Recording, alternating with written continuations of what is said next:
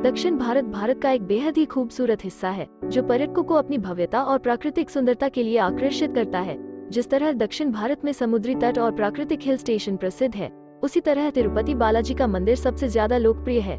वेंकटेश्वर भगवान भी कई नामों से जाने जाते हैं, जैसे कि बालाजी, गोविंदा और श्रीनिवासा। तिरुपति बालाजी का मंदिर आंध्र प्रदेश के चित्तूर जिले में है। इस मंदिर को भारत का सबसे धनी मंदिर माना जाता है, क्योंकि यहाँ पर रोज करोड़ों रुपए का दान आता है। साथ ही यहाँ पर अपने बालों का दान करने की भी परंपरा है। इसके अलावा भी बालाजी में भी कुछ बातें ऐसी है जो सबसे अनोखी है। जाने तिरुपति बालाजी से जुड़ी दिलचस्प बातें। मंदिर के प्रांगण में अगर आप भगवान बालाजी की मूर्ति पर कान लगाते हैं तो आपको उस मूर्ति से विशाल सागर के प्रवाहित होने की आवाज सुनाई देगी, जो कि अपने आप में काफी आश्चर्य करने वाली बात है।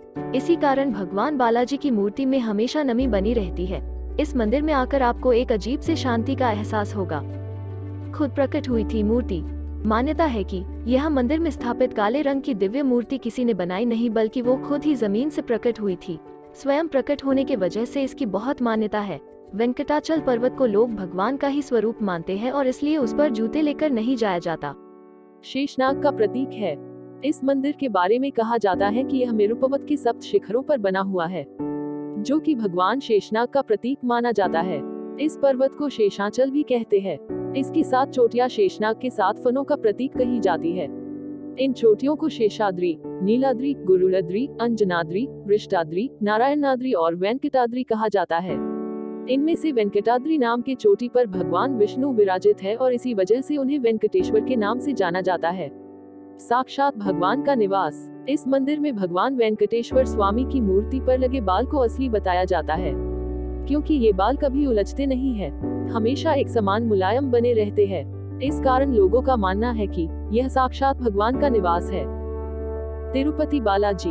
भगवान तिरुपति बालाजी की मूर्ति की सफाई के लिए एक खास तरह का पचाई कपूर का इस्तेमाल किया जाता है।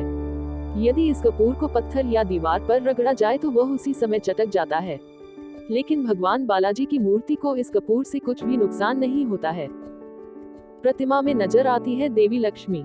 हफ्ते में गुरुवार के दिन भगवान तिरुपति बालाजी को पूर्ण रूप से चंदन का लेप लगाया जाता है, और जब इस लेप को साफ किया जाता है तो मूर्ति ने खुद ब खुद लक्ष्मी की छूती सी प्रतिमा उभर आती है। यह बात आज तक एक रहस्य बनी हुई है कि आखिर ऐसा कैसे हो सकता है। भक्तों को नहीं देते फूल। मंदिर में चढ़ाए गए जितने भी फूल पत्ती होते हैं, उन्हें भक्तों को ना देकर मंदिर में ही स्थित एक कुंड में बिना पीछे देखे विसर्जित कर दिया जाता है। मंदिर में चढ़ाए गए उन फूलों को भक्तों द्वारा अपने पास रखना अच्छा नहीं माना जाता है। दरवाजे पर है छड़ी। मंदिर के मुख्य द्वार के दरवाजे के दाईं तरफ एक छड़ी रखी है। कहा जाता है कि इस छड़ी से ही उनके बालक रूप में पिटाई की जाती थी, जिससे एक बार उनके मुख के नीचे ठोड़ी पर चोट लग गई थी। इसलिए ही उनके घावों को भरने के लिए पुजारियों द्वारा उनकी ठोड़ी पर चंदन का लेप लगाया जाता है। बिना तेल के जल रहा दिया। तिरुपति बालाजी के मंदिर में एक दिया लंबे समय से जलता आ रहा है, परंतु यह अभी तक खुलासा नहीं हुआ है कि यह आखिर यह दिया बिना तेल के कैसे जलता रहता है।